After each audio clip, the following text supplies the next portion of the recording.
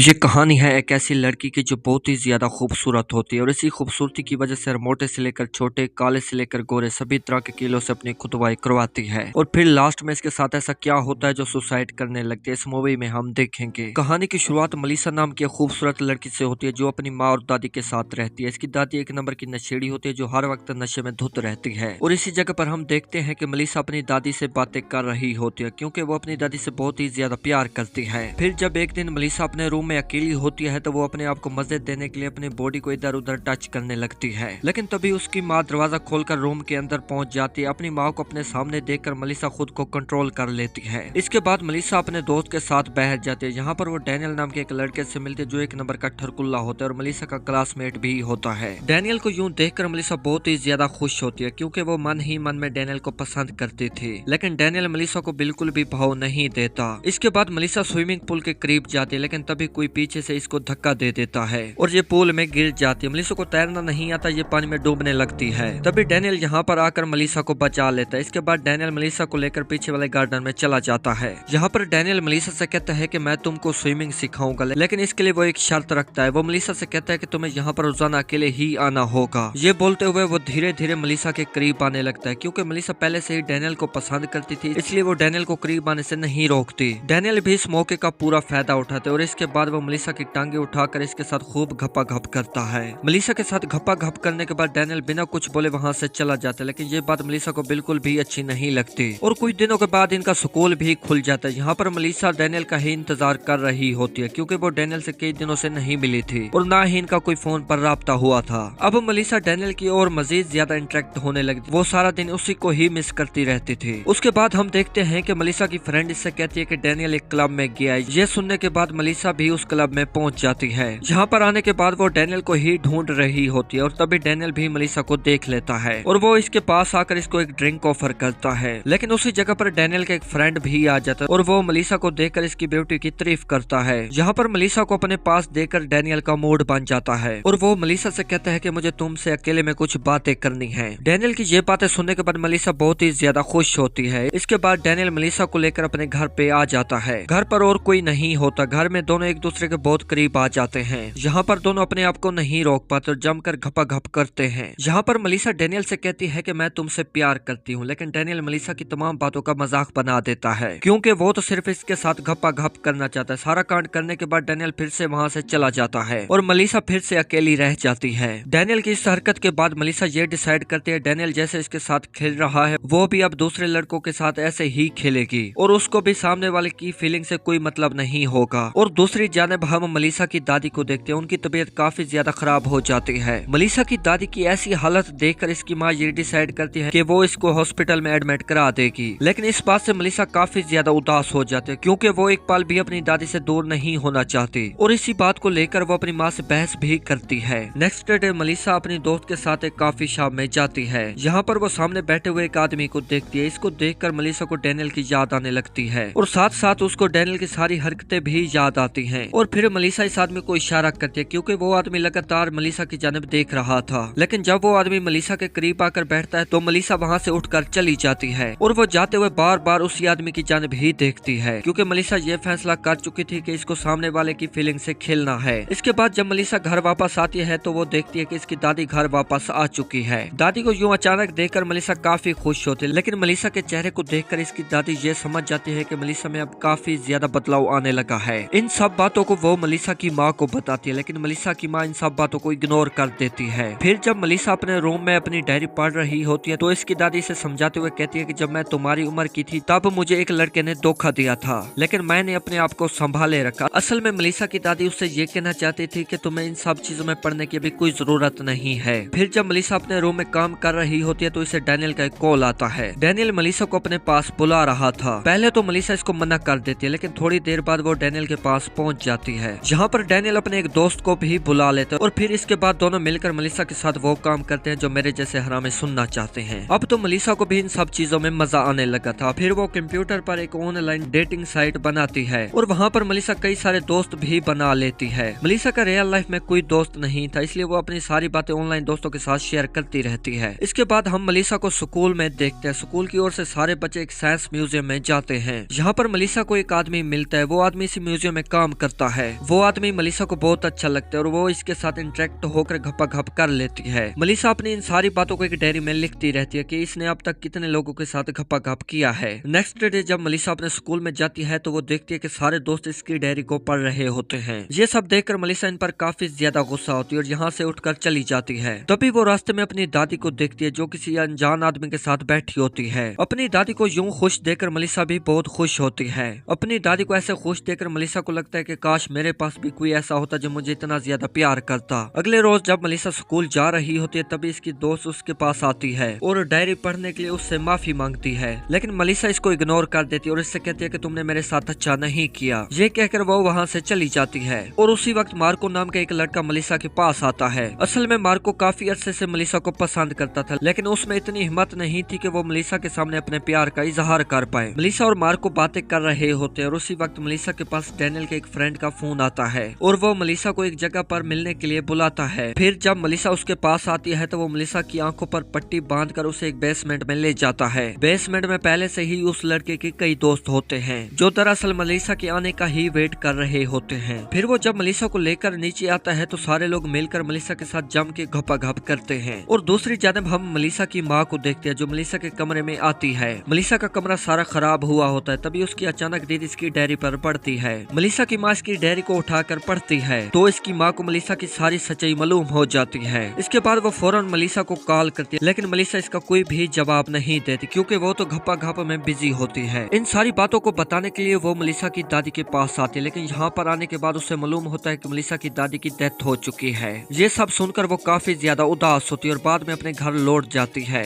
और फिर जब रात होती है तो मलिसा भी घर वापस आ जाती है तो उसकी माँ इससे डायरी के बारे में पूछती है। तब मलिसा इसे कहती है कि ये सारी बातें सच है। मलिसा की माँ जब मलिसा के मुंह से ऐसी बातें सुनती है तो वो जोर जोर से रोने लगती है। यहाँ पर वो मलिसा से माफी मांगते हुए कहती है कि मुझे तुम्हारा ख्याल अच्छे से रखना चाहिए था। वो इससे कहती है कि शायद मेरी तरबियत में कोई कमी रह गई थी जो तुमने ऐसा सिला दिया। जब मलिसा अपनी माँ की इन सब बातों को सुनती है तो उसे अपने किए पर बहुत ज्यादा पछतावा होता है और उसके बाद वो अपने आप को मुकम्मल तौर पर बदलने का फैसला कर लेती है। अब वो अपनी सारी बातें अपनी माँ के साथ शेयर करती है। इसके बाद हम देखते हैं कि स्कूल जाने से पहले मलिसा अपनी फ्रेंड के पास जाती है। अब ये दोनों फिर से अच्छे दोस्त बन जाते हैं। स्कूल के अंदर जाते ही ये देखते हैं कि डैनियल अपने दोस्त के साथ लड़ रहा होता है क्योंकि इसके दोस्त ने इसको बिना बताए ही मलिसा के साथ जबरदस्ती की थी। और तभी अचानक डैनियल की नजर मलिसा पर पड़ जाती है और वो मलिसा को रोकने की कोशिश करता है, लेकिन इस बार मलिसा को इसकी बातों का कोई फर्क नहीं पड़ता और वो वहाँ से चली जाती है। इसके बाद मलिसा अपने एग्जाम का रिजल्ट देखने के लिए जाती है, तभी मार्को भी वहाँ पर आ जाता है। मार्को मलिसा के पास आता है और यहाँ पर वो अपने दिल की बात मलिसा से कह देता है। वो इससे कहता है कि मैं तुमसे बहुत ज्यादा प्यार करता हूँ। मार्को मलिसा से कहता है कि मैं तुम्हें काफी अरसे से छुप छुप कर देखता था। मार्को अपनी बनाई हुई तस्वीर भी मलिसा को दिखाता है।